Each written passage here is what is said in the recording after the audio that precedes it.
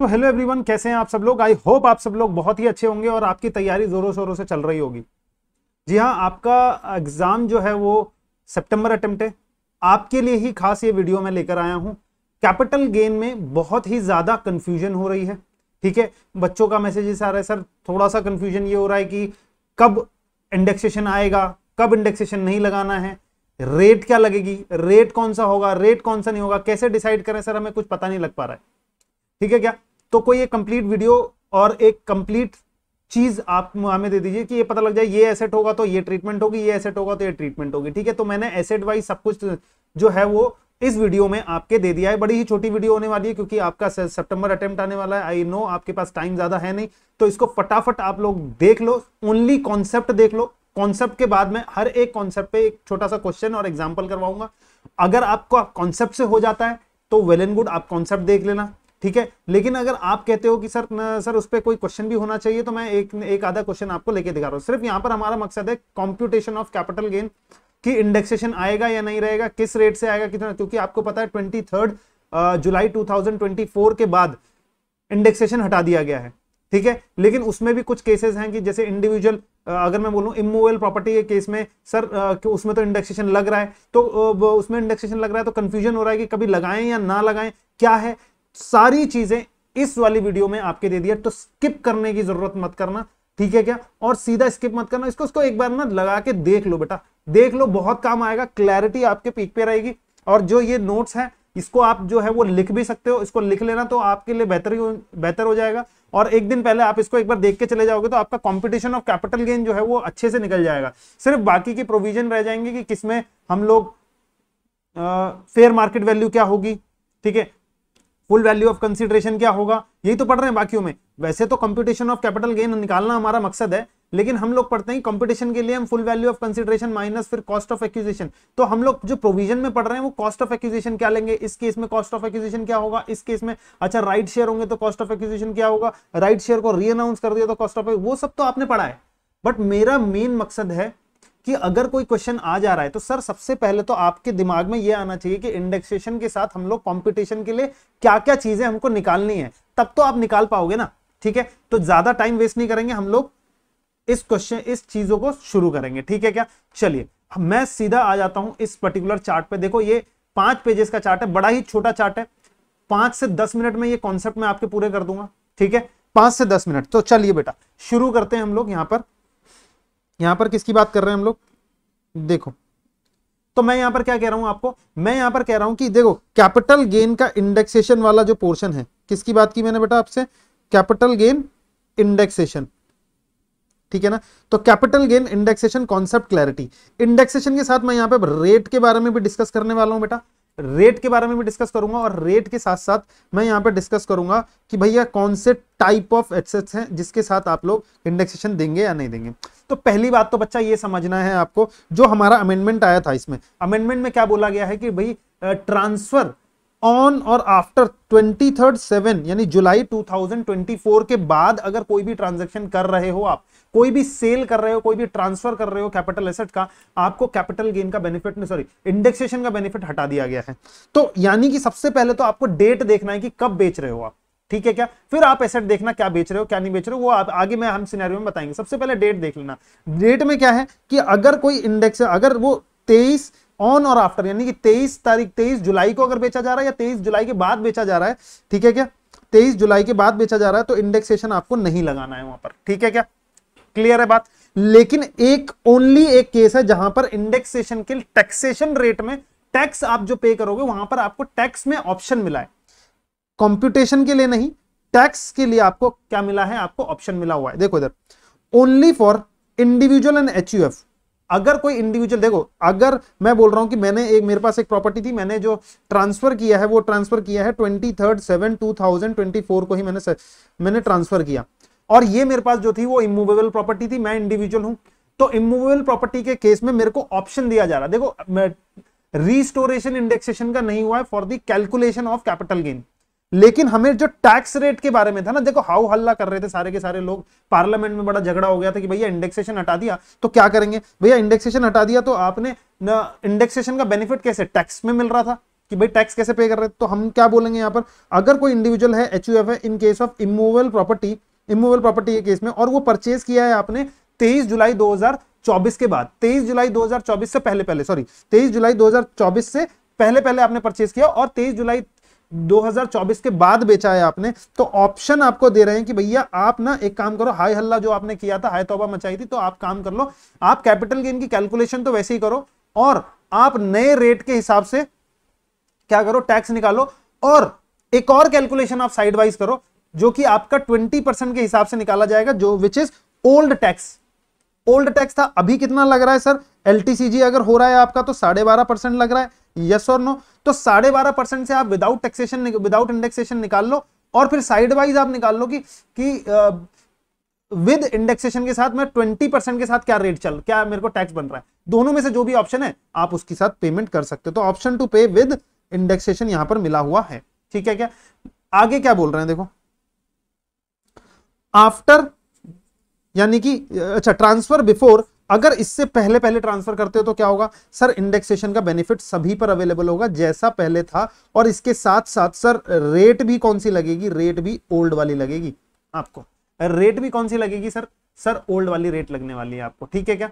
Next हम बात कर रहे हैं किसके बारे में, कॉन्सेप्ट रिवाइज होगा, कॉन्सेप्ट आपके लिए सिर्फ ओनली कॉन्सेप्ट रिवाइज करवा रहा हूं, तो यानी कि क्या क्या बताया कि अगर 23 और 23 के बाद बेचते हो, इंडेक्सेशन का स्टोर नहीं है, सिर्फ देख लेना, अगर वो इमूवेबल प्रॉपर्टी का केस है, इंडिविजुअल या एचयूएफ का केस है, और वो प्रॉपर्टी बाय पहले की गई थी, तो आपके पास ऑप्शन आ जाता है जरूर से कि आप विद इंडेक्सेशन पुराने रेट से टैक्स दे सकते हैं, टैक्स जो है वो भर सकते हैं, ठीक है क्या।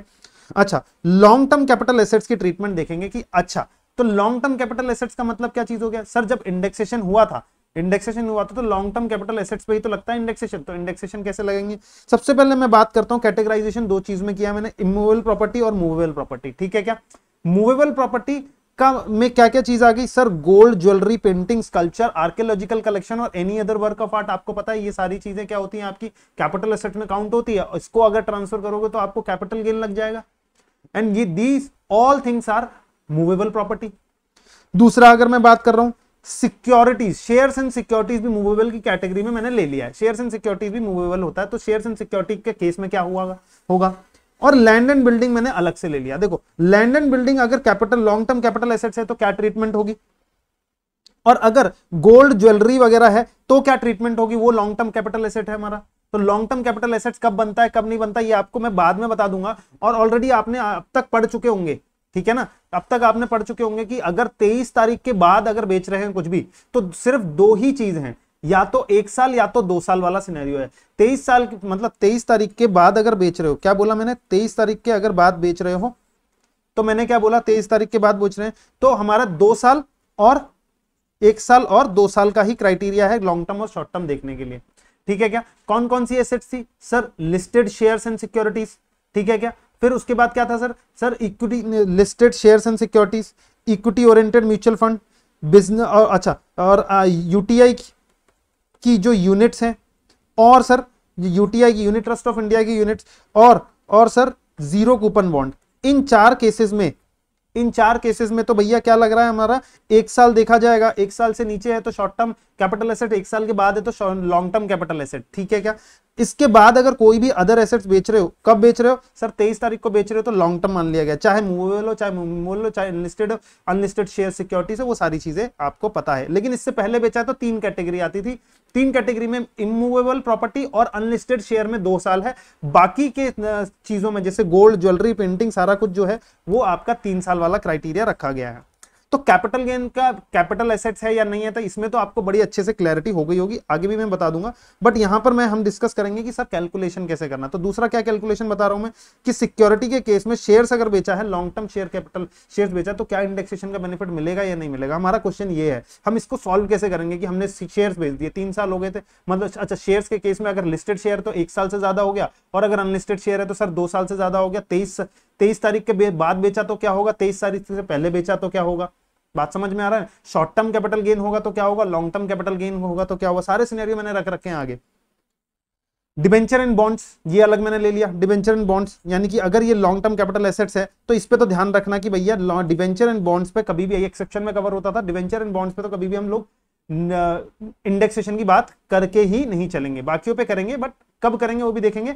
बट डिबेंचर एंड बॉन्ड का केस तो क्लियर है सर, जितने में आपने डिबेंचर परचेज किया है, ठीक है, किया था, वो कॉस्ट ऑफ एक्विजिशन होगी, जितने में आप सेल कर रहे हैं वो फुल वैल्यू ऑफ कंसिडरेशन होगी, माइनस करो, काम खत्म हो जाएगा। ठीक है क्या?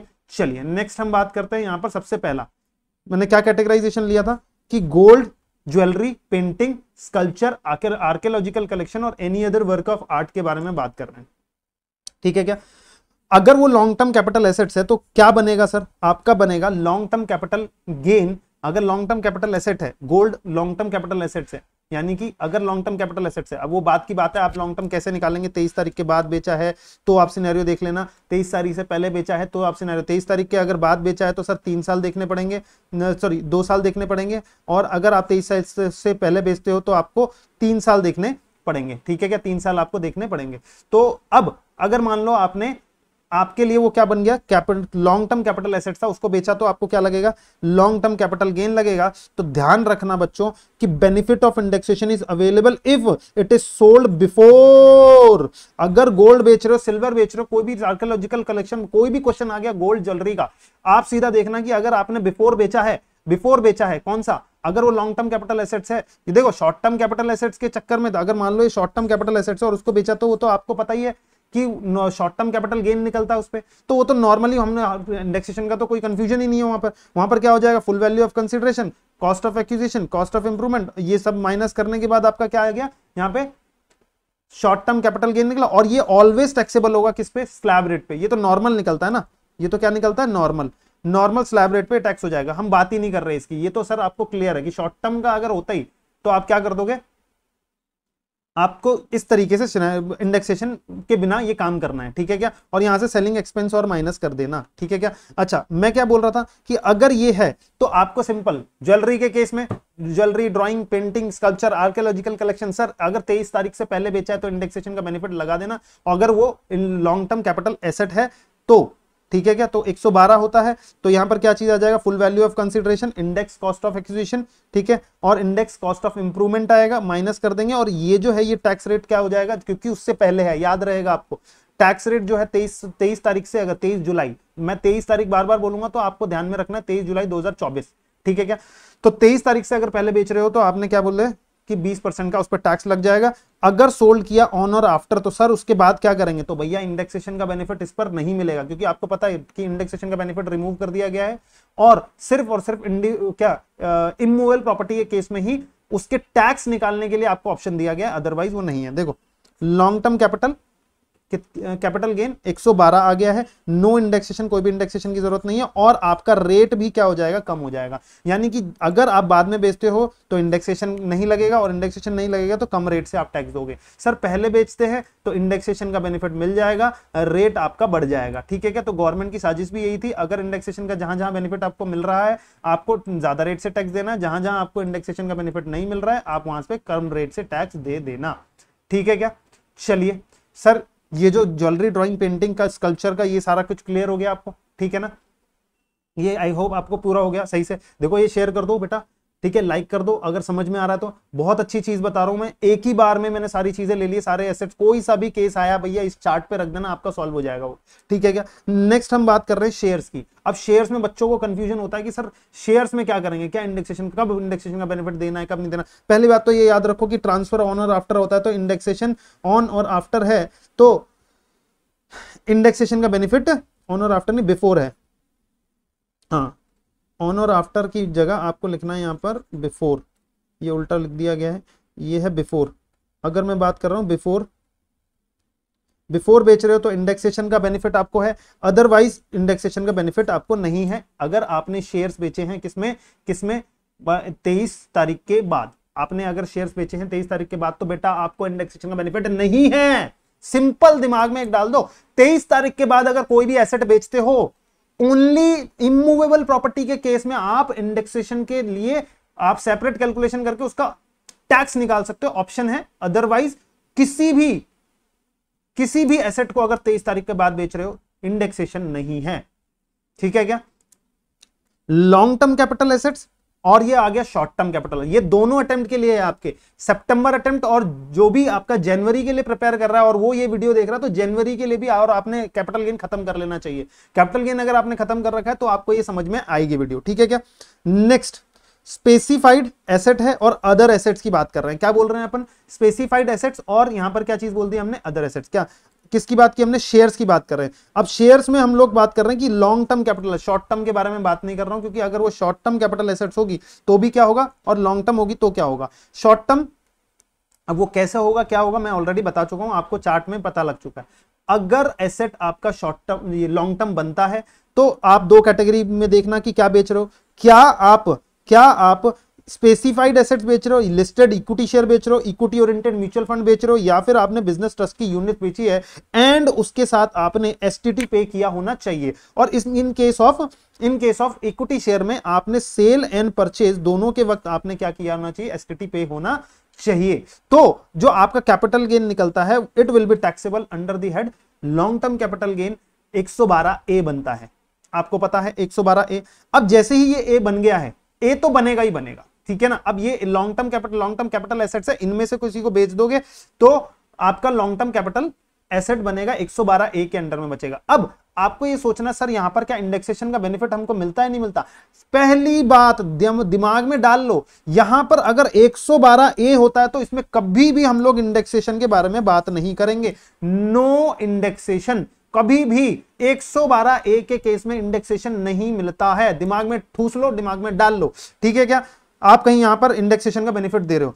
अब क्या करना है सर, अब ये देखना है कि आपने इसके 23 तारीख से पहले बेचा है या 23 तारीख के बाद बेचा है। 23 तारीख से पहले बेचा होगा तो सर 10% का टैक्स लगेगा आपको, पहले 10% लगा करता था 10%, और इन एक्सेस ऑफ 1,25,000। देखो पहले 1 लाख हुआ करता था, अब ये दोनों के केस में 1 लाख की कहानी भूल जाओ, दिमाग से भूल जाओ, दिमाग से डिलीट कर दो, 1 लाख नहीं है कहीं पर भी, ठीक है क्या। 1,25,000 की ही एग्जेम्पशन है।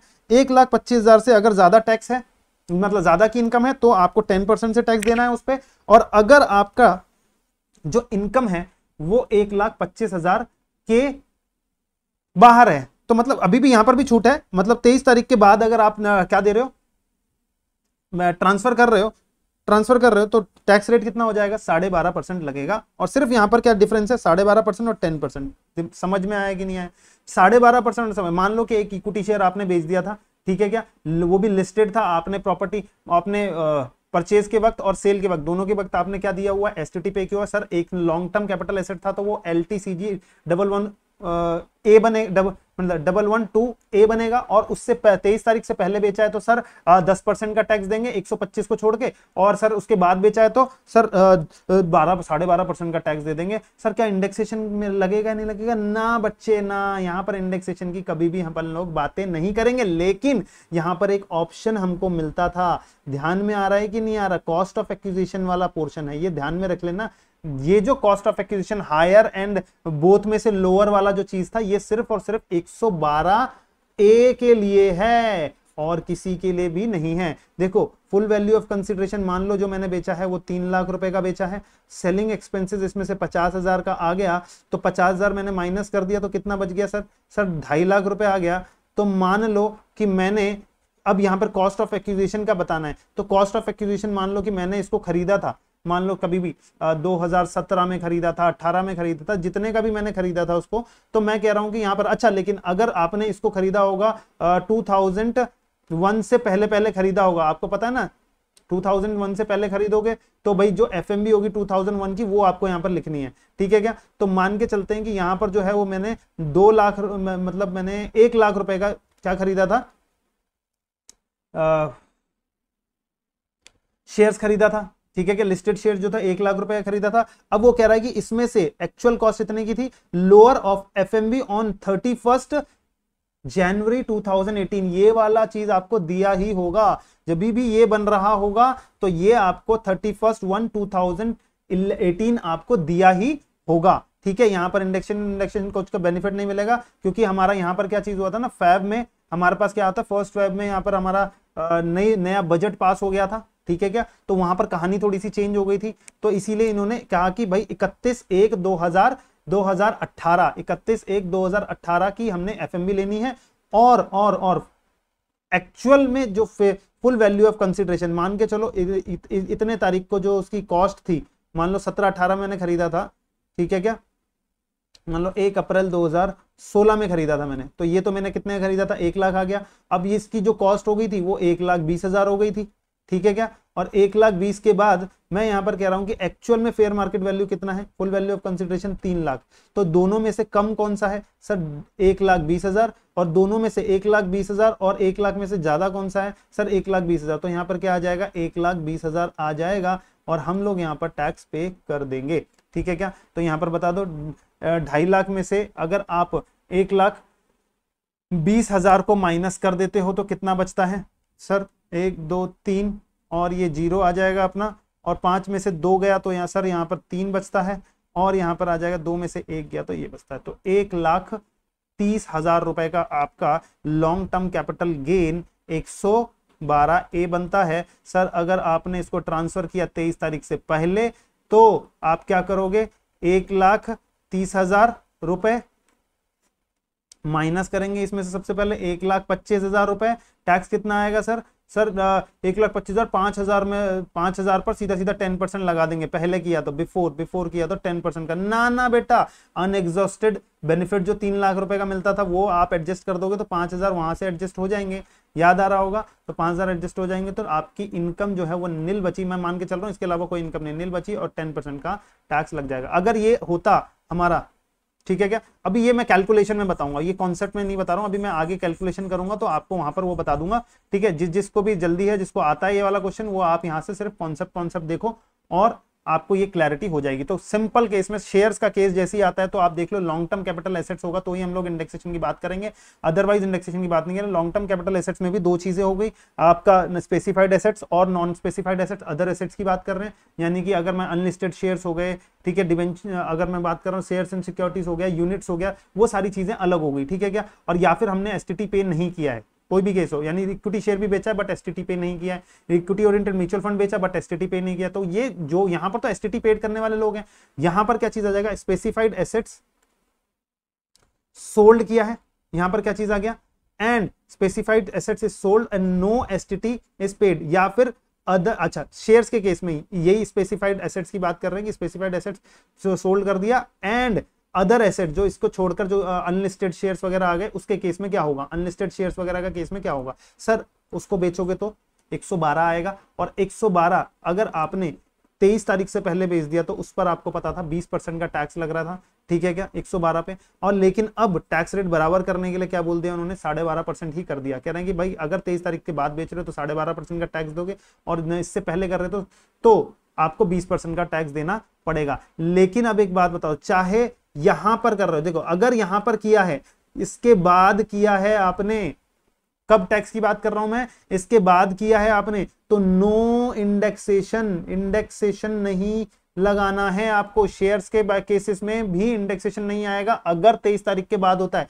लेकिन अगर आपने बिफोर किया, यस सर इंडेक्सेशन आ जाएगा, क्योंकि जहां जहां पर भी रेट सस्ता है नो इंडेक्सेशन, जहां जहां पे भी रेट महंगा है सर इंडेक्सेशन का बेनिफिट आपको वहां पर मिलेगा। तो indexation is available if sold before 23/7/2024 को आपने बेचा है तो, ठीक है क्या, शेयर वाला क्लियर हो रहा है आपको, आई होप। लाइक कर दो बेटा, लाइक कर दो और कमेंट कर दो, अगर आपको अच्छा लग रहा है वीडियो तो मैं और भी कोई अगर डाउट है तो उसका भी कमेंट कर दो, मैं उसका वीडियो आपकी तरफ लेके आऊंगा, ठीक है क्या। फुल वैल्यू ऑफ कंसीडरेशन आ गया, माइनस कर देंगे index cost of acquisition, index cost of improvement, और आपका ये बन जाएगा लॉन्ग टर्म कैपिटल गेन 112, ठीक है क्या। नेक्स्ट अगर मैं बात कर रहा हूं, हम ये जो है आप शेयर्स बेच रहे हो तो शेयर्स में चाहे स्पेसिफाइड बेचो, देखो यहां पर क्या बोला, स्पेसिफाइड बेच रहे हैं और वो शॉर्ट टर्म कैपिटल एसेट्स है, स्पेसिफाइड कौन सा, अगेन वही listed equity share, equity oriented mutual fund और बिजनेस ट्रस्ट की यूनिट अगर आपने बेची है तो यहां पर क्या आ जाएगा, short term capital gain 111A आ जाएगा, और अगर आपने उसको बिफोर बेचा है तो 15% का टैक्स लगेगा, अगर आफ्टर बेचा है तो यहां पर आपका 20% का टैक्स लगकर चलेगा यहां पर, जी हाँ यहां पर तो टैक्स बढ़ाया था ना, याद आ रहा है कि नहीं आ रहा, यहां पर अब जो 23 तारीख के बाद, और क्या इंडेक्सेशन लगेगा, अरे भाई शॉर्ट टर्म कैपिटल एसेट्स है सर, इंडेक्सेशन का बेनिफिट तो हम यहां पर बात करेंगे ही नहीं, ठीक है क्या। अब अदरवाइज अगर हम बात करें, अदरवाइज की बात करें कि अगर कोई और अदर एसेट्स सेल कर दिया या फिर इसमें आपने एसटीटी पे नहीं किया था शॉर्ट टर्म के कैपिटल एसेट्स के चक्कर में, एसटीटी नॉट पेड तो क्या चीज आ जाएगा, एसटीटी नॉट पेड तो नॉर्मल आपका स्लैब रेट में टैक्स लगेगा, ठीक है क्या। तो यहाँ पर कितना आ जाएगा, full value of consideration minus selling expenses minus cost of acquisition minus आ जाएगा आपका short term capital gain 111A और एसटीसीजी आपका बन जाएगा, ठीक है क्या, और आपका एसटीसीजी बन जाएगा। एसटीसीजी किस केस की बात कर रहा हूं मैं, या तो इसके केस में होगा या तो इसके केस में क्या हो जाएगा, नॉर्मल एसटीसीजी बनेगा। इसके केस में क्या बनेगा, नॉर्मल एसटीसीजी, इसके केस में क्या बनेगा, एसटीसीजी 111A बनेगा। ओके है क्या। मेरे ख्याल से शेयर्स वाला जो कॉन्सेप्ट है आपका क्लियर हो चुका है। दोबारा एक बार देख लो, शेयर्स की बात कर रहा हूं दोस्तों। शेयर्स में जैसे ही क्वेश्चन आया दिमाग में, आप सीधा ये चार्ट दिमाग में डाल लो। क्या है सर, 23 तारीख के बाद अगर हमने कोई भी शेयर बेचा, चाहे स्पेसिफाइड है नॉन स्पेसिफाइड है, इंडेक्सेशन का बेनिफिट नहीं लेना है। 23 तारीख के बाद बेचा है तो नए रेट लगेंगे, 23 तारीख से पहले बेचा है तो पुराने रेट लगेंगे, 23 तारीख से पहले बेचा है तो पुराने रेट लगेंगे, ठीक है क्या। लेकिन अगर वो स्पेसिफाइड एसेट्स है, स्पेसिफाइड एसेट्स को बेचते हैं तो 112A आता है। तो 112 के ए के केस में तो हम लोग इंडेक्सेशन के बारे में कोई बात नहीं करेंगे। लेकिन हाँ, आपको क्या देखना है यहाँ पर, ये जो कॉस्ट वाला जो सीन है यहाँ पर, ये ओनली इसके लिए आता है कि हायर ऑफ एक्चुअल कॉस्ट जितने में आपने खरीदा है, लोअर ऑफ एफएमबी और 31/1/2018 और एक्चुअल वैल्यू जो विचएवर इज हायर वाला जो केस है, इनमें से वो चीज हम लोग लेकर चलेंगे। बाकियों के केस में तो क्या चीज आ गया भैया, यहाँ पर लॉन्ग टर्म कैपिटल एक ही केस है। यहाँ पर मतलब देखो, यहाँ पर लॉन्ग टर्म इंडेक्सेशन कहाँ मिल रहा है, इंडेक्सेशन भैया स्पेसिफाइड एसेट्स के चक्कर में नहीं मिल रहा है, शॉर्ट टर्म कैपिटल एसेट्स के चक्कर में नहीं मिलेगा। अब स्पेसिफाइड लॉन्ग टर्म में मिलेगा, बट वो भी स्पेसिफाइड को छोड़ दो। स्पेसिफाइड को चाहे बेचो पहले चाहे बेचो बाद में, उसमें तो बात ही नहीं करते। लेकिन अगर लॉन्ग टर्म कैपिटल एसेट्स है, स्पेसिफाइड को छोड़ दो, बाकी को भी अगर आप 23 के बाद बेचते हो तो इंडेक्सेशन का बेनिफिट नहीं है, 23 से पहले बेचते हो तो इंडेक्सेशन का। तो मैंने क्या कहा, इंडेक्सेशन का बेनिफिट शेयर्स के केस में कब मिलेगा, शेयर्स के केस में तब मिलेगा जब आपने 23 जुलाई 2024 से पहले बिफोर बेचा है, बिफोर बेच रहे हो, 23 जुलाई 2024 के बिफोर बेच रहे हो, ठीक है। कंट्रोल करो चीजों को और याद रखने की कोशिश करो। 23 जुलाई 2024 के पहले बेच रहे हो। और साथ में अगर मैं बात कर रहा हूं कि ये जो है ये अदर देन कौन सा एसेट्स है, स्पेसिफाइड एसेट्स है, other than specified assets and STT पे किया हुआ है, ठीक है। या नहीं सॉरी, एसटीटी नॉट पेड वाला केस है, एसटीटी नॉट पेड वाला केस है या फिर अदर एसेट्स वाला केस है, ठीक है क्या। कोई सा भी अगर बेचते हो तो उसके केस में अगर बिफोर बेच रहे हो तो ही आप इंडेक्सेशन का बेनिफिट लोगे शेयर्स में। अदरवाइज आपको जैसी 23 देख लिया भैया नहीं, अगर 23 से पहले तो आप देखना स्पेसिफाइड है या फिर स्पेसिफाइड नहीं है, ठीक है। अगर स्पेसिफाइड नहीं है तो उसमें देखना कि भैया इंडेक्सेशन का बेनिफिट मिलेगा। लेकिन अगर इसके बाद बेच रहे हैं तो भैया इंडेक्सेशन का बेनिफिट नहीं है। और रेट भी क्या चीज हो जाएगा, आपका पुराना रेट लगेगा, ये पुराना रेट आपका है, ठीक है क्या। अब आ जाओ सर इमूवेबल प्रॉपर्टी, यही 3 केस थे। मूवेबल प्रॉपर्टी में मैंने बता दिया आपको ज्वेलरी, देखो क्या बता दिया, gold, jewellery, painting, sculpture, archaeological collection. यहां पर सिर्फ और सिर्फ इंडेक्सेशन का बेनिफिट कब मिलेगा आपको, जब आप इसको इससे पहले बेचोगे। किससे पहले बेच दिया आपने, बेनिफिट मिलेगा जब आपने सोल्ड किया है 23 तारीख से पहले और टैक्स रेट भी आपका 20 में होगा। लेकिन अच्छा, शेयर्स के केस में भी आप इससे पहले बेचोगे, ठीक है, इस डेट से पहले बेच रहे हो और आपको लॉन्ग टर्म कैपिटल एसेट्स 112 हो रहा है तो ही जाकर आपको क्या मिलेगा, बेनिफिट मिलेगा। 112 हो रहा है, long term capital assets capital gain 112 बन रहा है तो ही आपको मिलेगा, अदरवाइज ये नहीं बनेगा, ठीक है क्या। और इसके केस में मैं बोलूंगा एसटीसीजी के केस में तो हम लोग बात ही नहीं करते हैं। अब मैं बात कर रहा हूं पूरा इमूवेबल प्रॉपर्टी के केस। अब इमूवेबल प्रॉपर्टी में क्या बोला, रेजिडेंशियल हाउस प्रॉपर्टी खरीदा, रेजिडेंशियल हाउस प्रॉपर्टी बेच दिया, यही था ना। रेजिडेंशियल हाउस प्रॉपर्टी खरीदा, रेजिडेंशियल हाउस प्रॉपर्टी बेच दिया, मैंने कोई कमर्शियल बिल्डिंग बेच दी। तो ये कोई भी हो, अगर वो लॉन्ग टर्म कैपिटल एसेट्स है तो हम लोग यहाँ पर क्या बात करके चलेंगे, बोलो, इंडेक्सेशन का बेनिफिट मिलेगा, ठीक है क्या। और कब मिलेगा सर, अगर आपने पहले बेचा है, 23 तारीख से पहले बेचा है तो मिलेगा। अगर 23 तारीख के बाद बेचा है ना, तो सिर्फ एक केस में आपको ऑप्शन दिया है, मतलब इमूवेबल प्रॉपर्टी के केस में तो ऑप्शन है, ठीक है ना। तो आपको क्या करना है, देखो इधर, अगर सोल्ड कर दिया आपने ऑन और आफ्टर 23/7/2024 के पहले बेचा, ठीक है क्या। तो पहले बेचा, नो सॉरी, ऑन और आफ्टर यानी बाद बेचा, तो केस 1 और केस 2, ठीक है, इसमें 2 केसेस हैं। अगर आप इंडिविजुअल और एचयूएफ हो और परचेज किया आपने वो प्रॉपर्टी 23/7/2024 से पहले अगर आप इंडिविजुअल और एचयूएफ हो तो भैया आपको ऑप्शन टू पे टैक्स मिलेगा कि विदाउट इंडेक्सेशन भी आप देख लो, विद इंडेक्सेशन भी निकालो और विदाउट इंडेक्सेशन भी निकालो। विद इंडेक्सेशन के साथ आप देखो कि 20% का आपका टैक्स रेट कितना निकल रहा है। आप बोलोगे सर यहाँ पर हमारा 20,000 निकल रहा है, और मैंने कहा कि यहाँ पर अगर मेरे को 12% के हिसाब से विदाउट टैक्सेशन के हिसाब से, विदाउट इंडेक्सेशन के हिसाब से कितना टैक्स निकल, सर 15,000 निकल रहा है, तो सर मैं नए रेट के हिसाब से ही दूंगा। ठीक है, ये मेरे पास ऑप्शन है। अदरवाइज मैं यहाँ पर पुराने रेट के हिसाब से पे कर दूंगा अगर पुराना रेट मेरा कम निकल गया है। ठीक है क्या, तो यहां पर तो आपको ऑप्शन दिया गया है इंडेक्सेशन टैक्स कैलकुलेशन के वक्त, टैक्स कैलकुलेशन मैं इसके बाद दिखाऊंगा पूरा का पूरा क्वेश्चन करके। ठीक है क्या, अच्छा long term capital gain, long term capital gain income calculation always without indexation हो रही है and only tax payment option के बारे में बात कर रहे हैं। टैक्स पेमेंट ऑप्शन यानी कि इज गिवन, यहां पर किसकी बात कर रहे हैं, लॉन्ग टर्म कैपिटल गेन हो रहा है, इनकम कैलकुलेशन ऑलवेज विदाउट क्या करेंगे हम लोग, इंडेक्सेशन, अगर only tax payment option is given. ठीक है क्या, जो विदाउट इंडेक्सेशन है और विद इंडेक्सेशन वाला जो है उसमें हमको सिर्फ ऑप्शन मिला है, but not at the time of क्या है, सिर्फ टैक्स पेमेंट के लिए ये ऑप्शन है, इनकम की कैलकुलेशन के लिए वो नहीं है। ठीक, चलिए अगर उसके बाद बेच दिया सर तो क्या, अच्छा केस 2 में क्या है, केस 2 में है कि अगर किसी और ने बेचा, सर किसी कंपनी ने बेच दिया, किसी पार्टनरशिप फर्म ने बेच दिया, किसी कोऑपरेटिव सोसाइटी ने बेच दिया, किसी कोऑपरेटिव सोसाइटी ने बेच दिया, किसी जॉइंट हिंदू फैमिली ने बेच दिया, तो भाई क्या है यहाँ पर, लेकिन हाँ जॉइंट हिंदू फैमिली की बात नहीं, हिंदू अनडिवाइडेड फैमिली की बात करेंगे तो ये है। और अगर किसी बिजनेसमैन ने बेच दिया तो क्या लगेगा सर, क्या इंडेक्सेशन लगेगा, सर यहाँ पर इंडेक्सेशन का कोई भी बेनिफिट नहीं दिया गया है, क्योंकि अगर आपने 23 तारीख का बाद बेचा है, 23 तारीख के बाद जिसने बेचा है ओनली इंडिविजुअल और एचयूएफ को ये रिलीफ दिया गया है और किसी को भी रिलीफ नहीं दिया गया है। बाकियों के लिए नया टैक्स रेट ही है, कितना, 12.5%। सर अगर इसके बिफोर बेचा तो क्या होगा, इसके बिफोर बेचा तो भैया पुराना रेट ही लगेगा और इंडेक्सेशन इज अवेलेबल, पुराना रेट ही लगेगा और इंडेक्सेशन अवेलेबल हो जाएगा।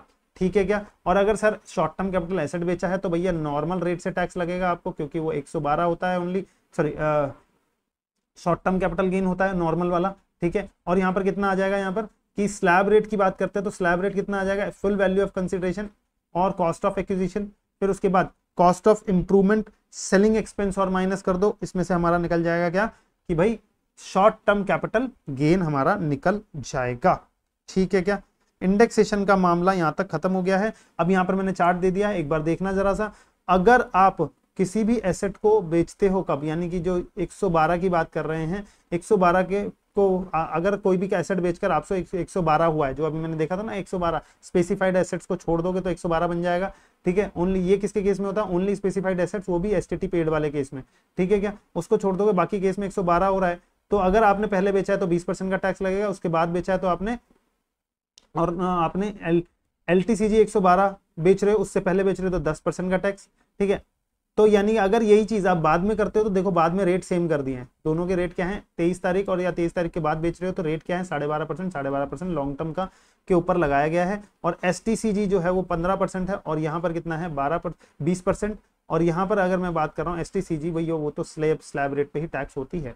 अब हमने यहाँ पर बात कर रहे हैं कि long term capital gain and short term capital gain की क्या कहानी थी, देख लो एक बार। अगर मैं बात कर रहा हूँ कोई भी एसेट्स आपने बेची है 23/7/2024, तो दो चीज याद करनी है आपको, कह रहे हैं कि भैया listed equity share, listed shares की बात कर रहे हैं, equity oriented mutual fund, unit trust, business trust की यूनिट, और यहाँ पर किसकी बात कर रहे हैं, यहाँ पर जीरो कूपन बॉन्ड्स की बात कर रहे हैं। तो यहाँ पर कितना आ जाएगा, ये 1 साल देखा जाएगा।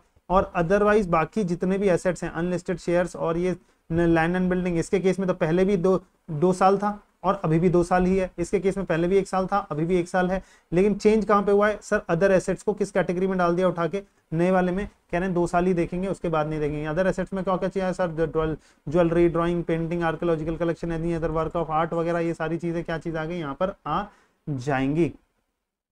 तो इसके लिए भी हम अगर 23 तारीख के बाद बेचते हैं तो 2 साल का गैप देखेंगे लॉन्ग टर्म शॉर्ट टर्म के लिए, और यहाँ पर देखेंगे 3 साल।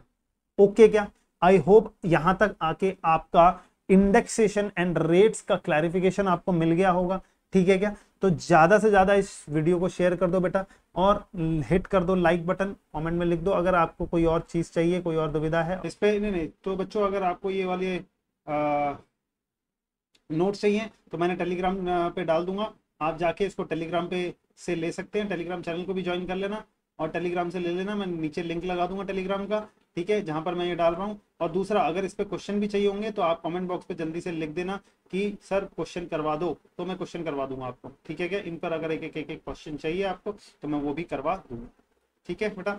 चलिए बेटा, tata bye bye and all the very best, ठीक है। फाड़ देना चकदे फटे, ठीक है क्या, डरने का नहीं। जैसा भी होता पेपर दे के आओ, अच्छे से पेपर दे के आओ और बिल्कुल बेहतरीन पेपर जाएगा आपका, ठीक है क्या। Okay bye bye.